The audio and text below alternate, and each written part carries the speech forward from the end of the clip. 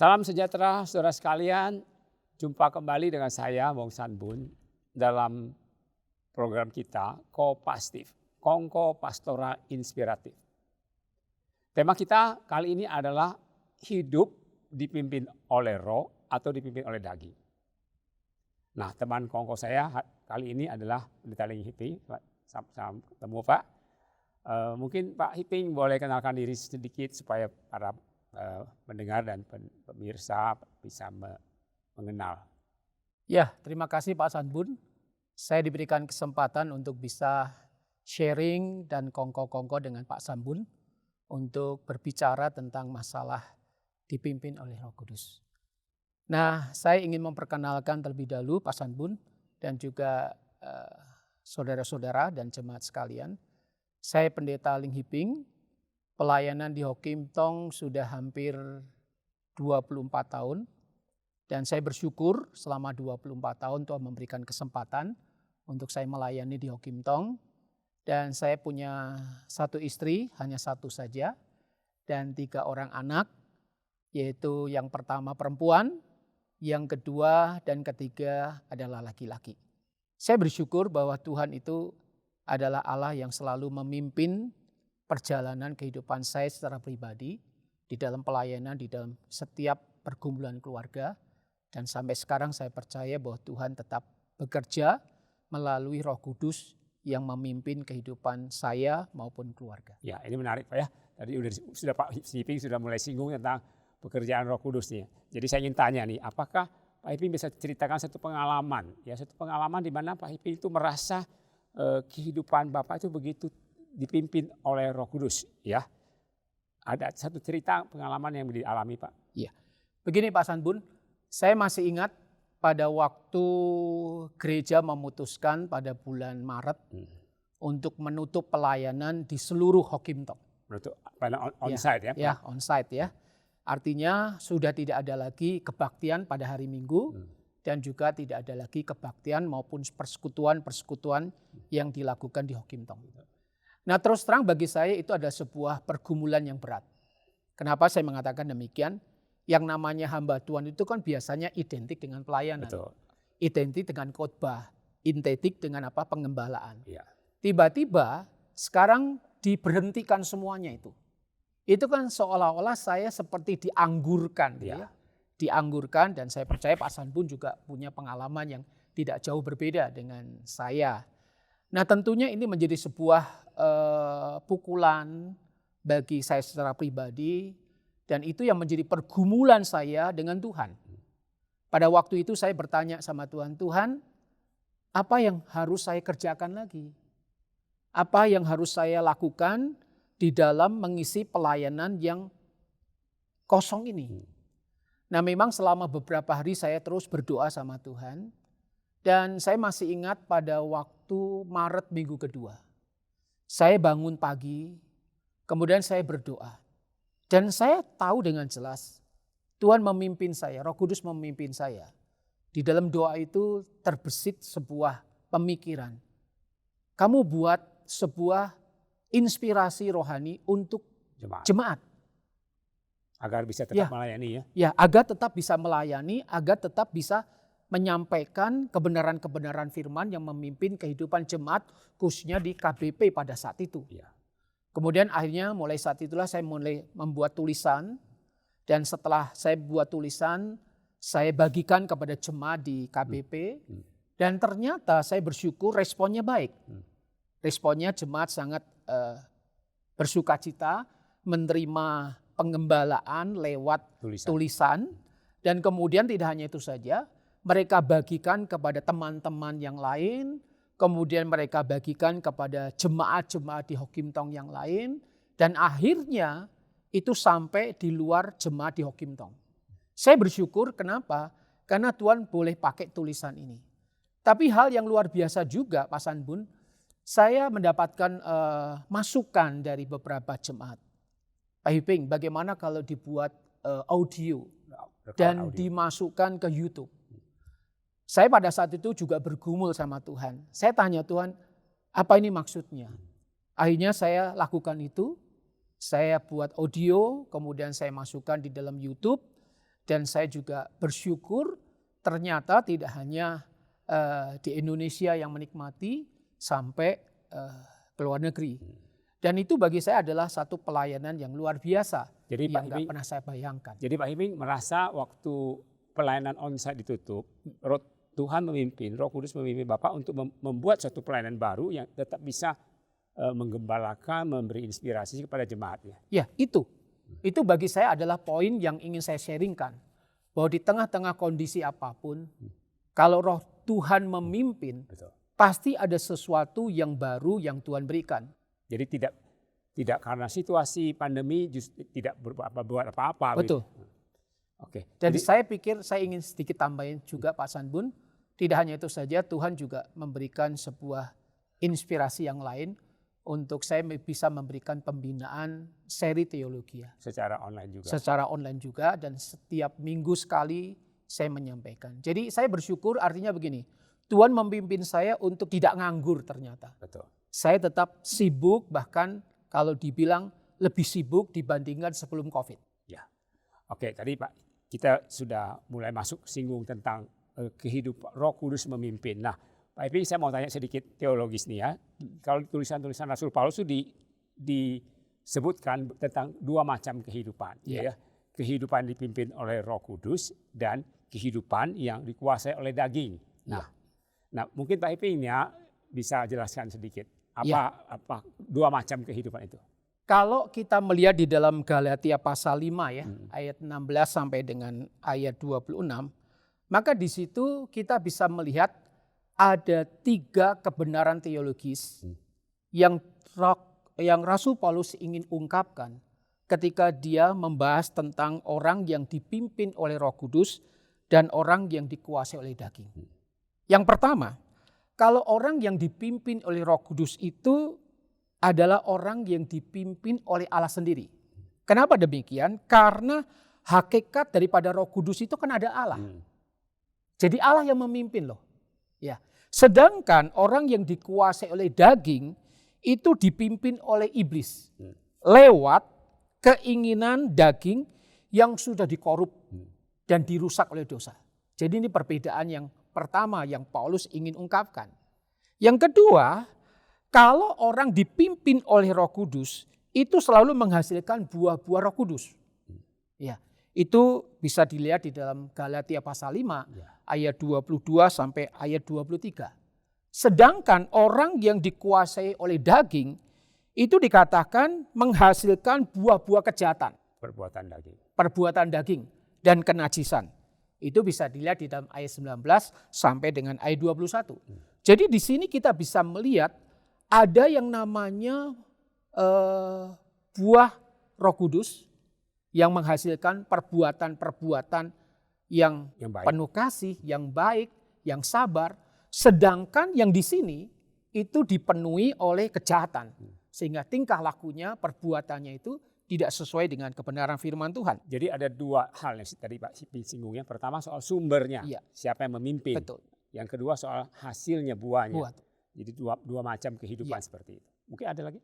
Satu lagi, kalau orang yang dipimpin oleh Roh Kudus itu selalu berusaha untuk menyenangkan Tuhan dan menjadi berkat. Sedangkan yang orang dikuasai oleh daging itu selalu melawan Tuhan. Melawan Tuhan, menduka citakan Tuhan, dan pasti kehidupannya menjadi batu sandungan. Ya, hidupnya hanya untuk diri sendiri. Ya, betul. Jadi bukan jadi berkat, tapi malah hanya memikirkan diri sendiri. Yang sebetulnya yang paling perlu kita pikirkan pada kesempatan ini adalah apakah kita itu sebagai orang percaya ya Pak Sanbun, yakin enggak bahwa Roh Kudus yang sudah dikaruniakan itu ada di dalam kehidupan kita. Kalau memang itu ada, maka Roh Kudus itu pasti akan membawa kita pada satu pengalaman, yaitu kelahiran baru dan juga pertobatan. Perubahan kehidupan itu akan nyata dan dirasakan tidak hanya oleh diri sendiri, tapi juga ada orang-orang yang ada di sekitar kita yang melihat adanya sebuah kesaksian yang nyata, yang hidup, bahwa dia adalah orang yang berbeda. Jadi dari buahnya kita bisa mengenal kehidupan. Betul. Jadi saya pikir itu menjadi sebuah kebenaran yang perlu diungkapkan oleh Alkitab, oleh firman Tuhan, untuk kita yakini bahwa sekarang kalau kita itu sebagai orang percaya, kita harus punya satu kesadaran bahwa hidup kita itu bukan milik kita sendiri, tapi milik Tuhan.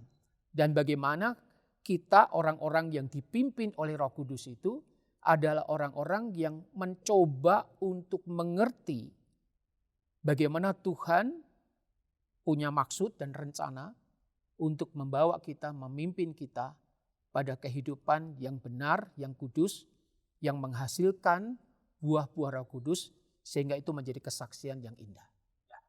Jadi suatu model kehidupan, kualitas kehidupan yang berbeda ya. Betul. Nah Pak, ini saya mau nyinggung sedikit nih ya. Ada orang-orang percaya, orang Kristen yang mungkin beranggapan begini, kalau hidup dipimpin Roh itu hanya menjadi kehidupan atau yang hanya bisa dimiliki orang-orang tertentu ya, yang kita sebut orang-orang suci, orang-orang yang kerohaniannya tinggi gitu.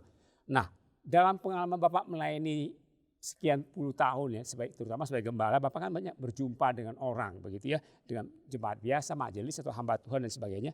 Nah, apakah Bapak menemukan orang-orang yang ternyata orang-orang biasa kok, tapi hidupnya dipimpin Roh? Bapak melihatnya bagaimana? Atau Ya. Bapak bisa ceritakan seperti itu? Ya, saya ingin mengupasnya dari konsep Roh Kudus itu sendiri, Pak Sanbun. Artinya begini, Roh Kudus itu kan diberikan oleh Tuhan untuk semua orang. Tidak hanya untuk orang yang suci, yang kudus, tapi untuk setiap orang yang percaya kepada Tuhan. Ya. Ya, yang percaya kepada Tuhan. Nah, di dalam di dalam ayat yang ke-25 di dalam Galatia pasal 5 tadi dikatakan demikian. Jikalau kita itu kan berarti untuk setiap orang percaya, ya, supaya orang percaya. Jikalau kita itu dipimpin oleh Roh, ya, dipimpin oleh Roh, baiklah hidup kita juga dipimpin oleh Roh Kudus. Itu kan penekanannya pada hidup dipimpin, hidup dan dipimpin. Jadi Roh Kudus itu memimpin setiap orang. Ya, setiap orang. Tidak hanya orang-orang kudus, tidak hanya para rohaniawan, tidak hanya majelis, tetapi jemaat-jemaat biasa.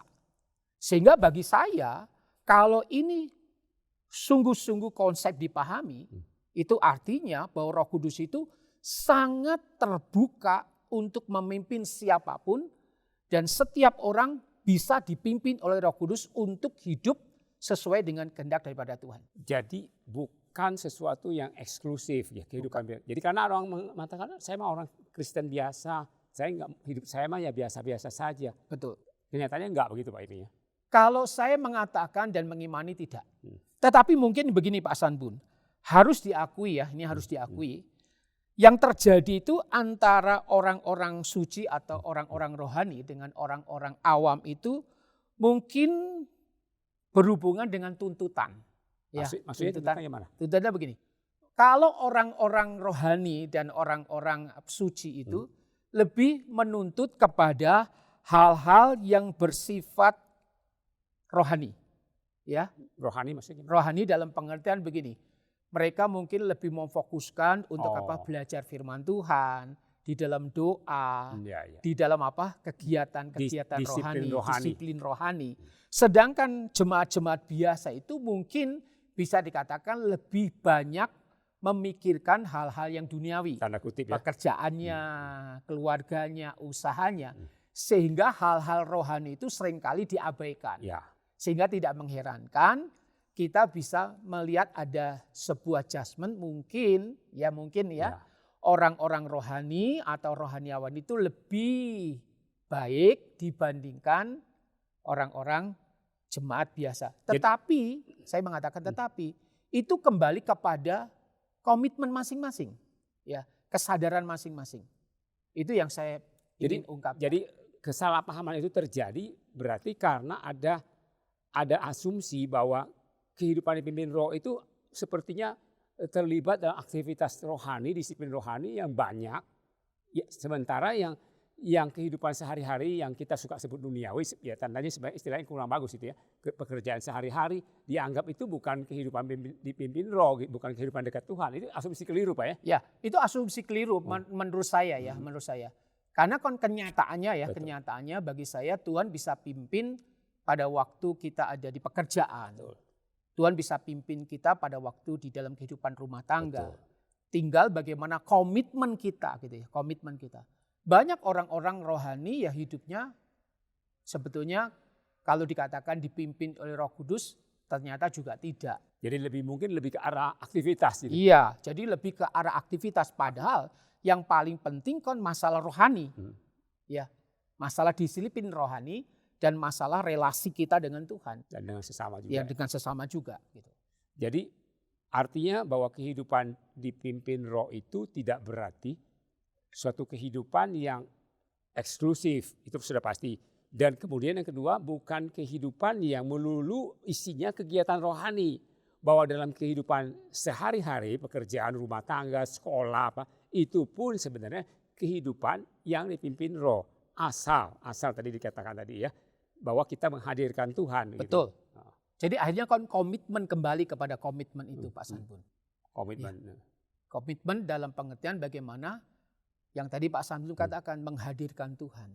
Ya, kalau toh pun kita melakukan kegiatan-kegiatan rohani tetapi tidak menghadirkan Tuhan, itu kan berarti cuma aktivitas rohani yang tidak memberikan dampak apapun.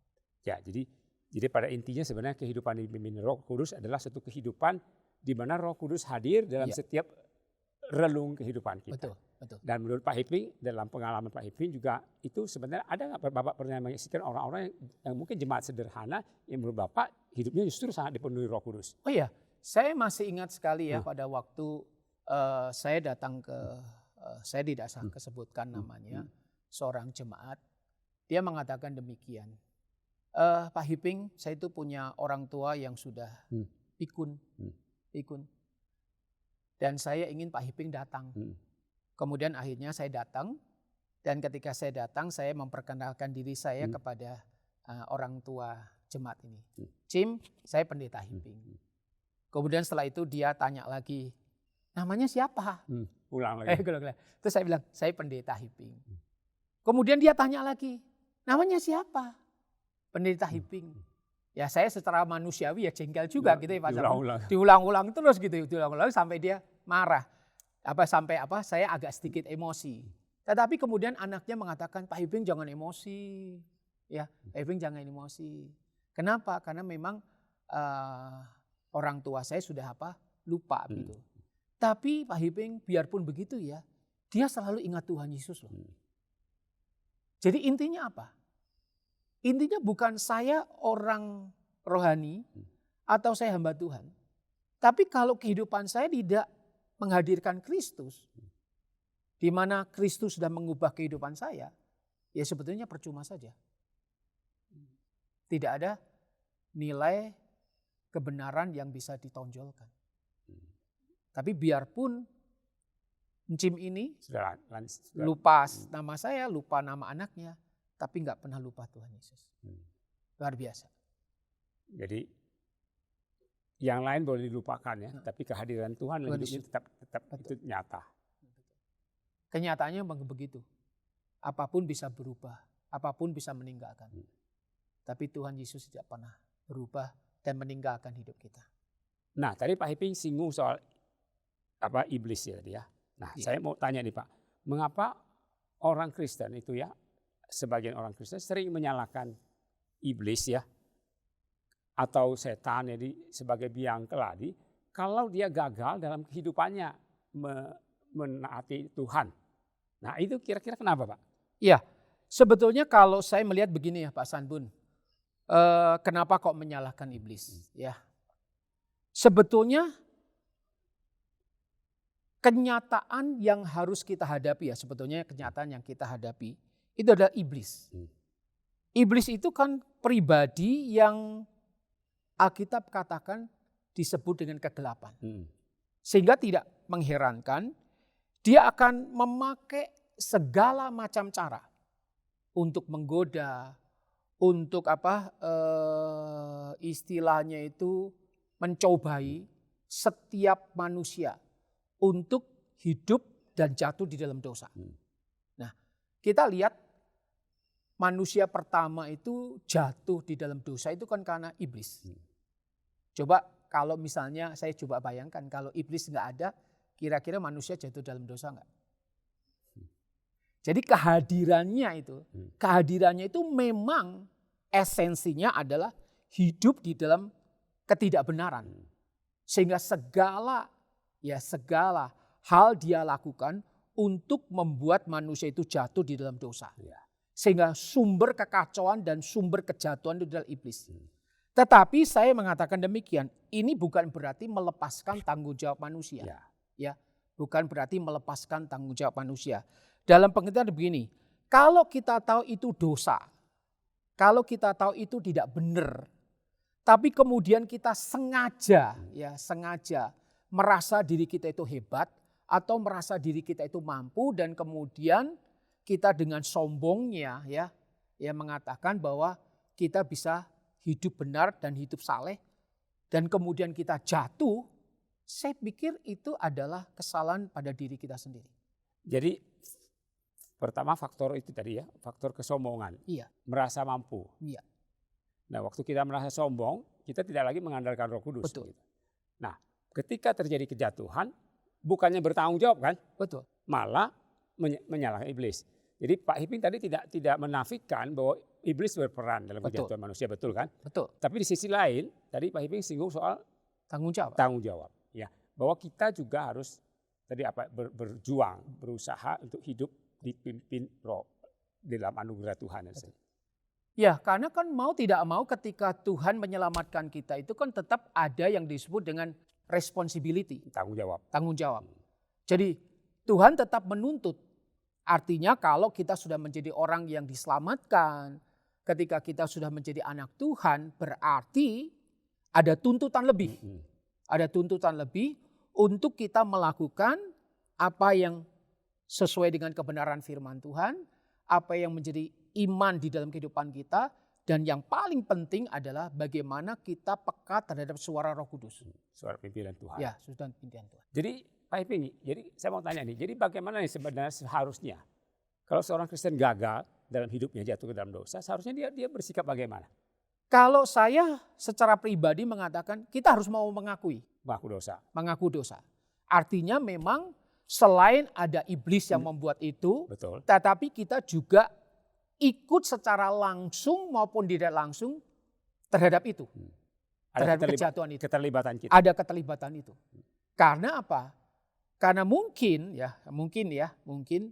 kita sudah tahu, tapi kita sengaja. Kita sengaja melakukan itu, sehingga pada waktu kita sengaja melakukan itu berarti kan kita membuka celah yang selebar-lebarnya bagi iblis untuk membuat kita jatuh. Makanya Tuhan Yesus bilang janganlah bawa kami ke dalam pencobaan. Kan dikatakan roh itu memang penurut, daging lemah. Tapi daging itu lemah. Dan saya tetap berdoa untuk setiap pendengar, Pak Sambun dan saya sendiri. Bagaimana Tuhan memimpin kita, mengarahkan kita, memiliki kepekaan untuk bisa tahu siapa diri kita orang yang lemah, dan kita perlu untuk bergantung sama Tuhan. Ya, jadi ini terakhir disinggung bahwa kita perlu punya kesadaran diri, siapa kita, kelemahan-kelemahan kita. Betul. Dan kemudian kita meminta anugerah Tuhan, begitu ya Pak Hiping ya. Minta anugerah Roh Kudus agar kita jangan salah langkah, jangan salah jalan. Betul. Jadi itu poin yang penting mungkin ya. Nah, jadi kita sudah melihat bagaimana tadi bahwa ini sesuatu yang sebenarnya bukan sesuatu yang jauh dipimpin Roh Kudus. Bukan sesuatu yang miliknya pendeta, orang suci, tidak. Tapi bagaimana kita menyikapi kehidupan kita, gitu kan? Bagaimana kita jangan gampang sedikit-sedikit nyalakan iblis. Terus bagaimana kita berjuang, mohon anugerah Tuhan untuk hidup dipimpin Roh. Nah, ya mungkin Pak Hiping bisa kasih saran-saran praktis ya. Yang ini mungkin yang bisa menutup kita, yaitu bagaimana orang itu bisa dipimpin Roh. Orang itu rindu hidupnya dipimpin Roh. Bagaimana ini? Ya. Mungkin beberapa saran. Ketika saya memikirkan ini ya, saya melihat ada 3 hal yang perlu kita miliki. Ya, ada 3 hal yang perlu kita miliki. Yang pertama, kita perlu menyadari siapa diri kita, Pak Sanbun.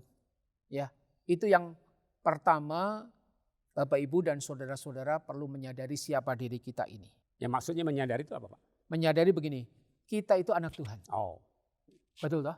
Kita itu anak Tuhan. Dan kita itu punya kelemahan.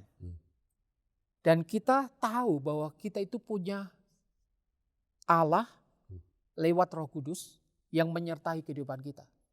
Sehingga kita perlu connecting terus. Ya, connecting, berhubungan terus dengan Allah yang menjadi sumber kekuatan dan pengharapan di dalam kehidupan kita.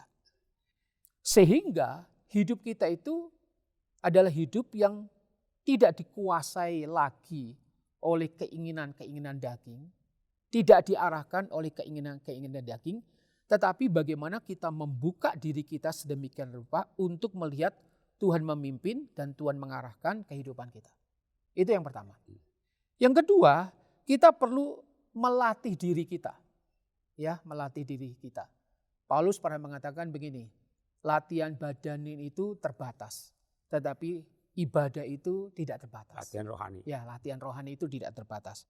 Itu artinya apa? Kita perlu menyediakan waktu khusus Pak Sanbun dan juga setiap para pendengar. Waktu khusus apa? Untuk berdoa. Waktu khusus untuk merenungkan firman Tuhan.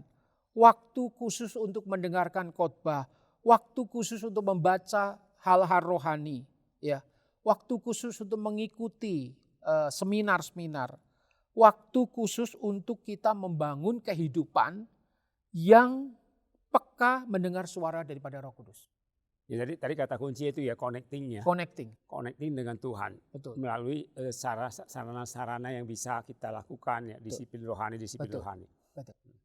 Dan yang terakhir saya pikir kita perlu menghindari kebiasaan-kebiasaan yang ditularkan oleh siapapun dan ditularkan oleh orang lain yang maksudnya kita tahu itu kebiasaan buruk nih ya. Iya, kebiasaan buruk.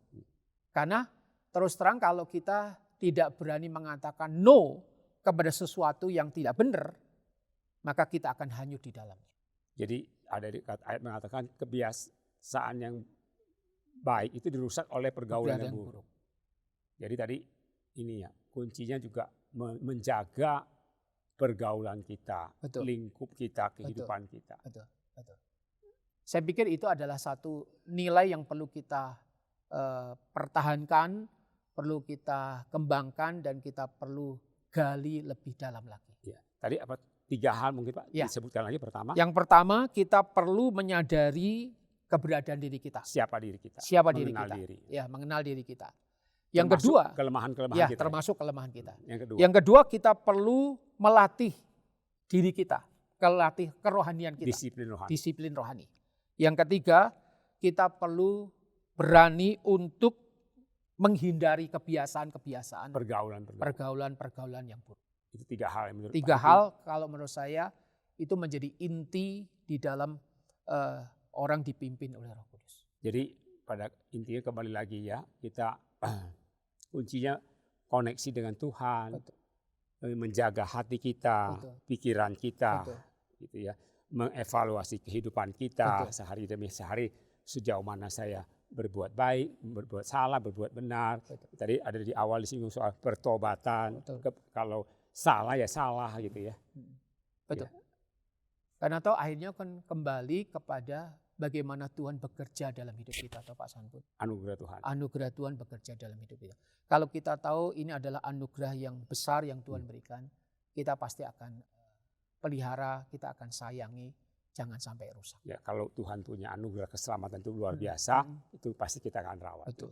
Ada sedikit penutup Pak Ipi sebelum selesai. Bagi para pendengar yang dikasih oleh Tuhan Yesus, hidup kita memang sangat terbatas. Kita tidak tahu berapa lama kehidupan itu Tuhan berikan. Mungkin 70, mungkin 80. Tapi yang perlu kita pikirkan adalah mungkin selama kita hidup banyak hal yang kita perbuat, yang kita lakukan tidak menyenangkan hati Tuhan. banyak hal-hal yang berdosa yang kita lakukan. Tapi mungkin sekarang waktunya untuk kita berhenti dan mengatakan, Tuhan, aku ingin menyerahkan hidupku dipimpin oleh Roh Kudus, sehingga waktu yang sisa ini benar-benar bisa aku persembahkan untuk memuliakan nama Tuhan di dalam kehidupan pekerjaanku, di dalam kehidupan keluargaku, sehingga Tuhan dijunjung tinggi dan dimuliakan melalui kesaksian kehidupan yang kita miliki. Ya, Itu saja Pak Saya. luar biasa Pak Iping ya. Jadi saudara, kita melihat bagaimana tadi Pak Iping kita ngobrol sudah membahas bahwa kehidupan dipimpin Roh Kudus itu sesuatu yang real sebenarnya, sesuatu yang terjangkau, sesuatu yang bisa kita alami dalam hidup kita.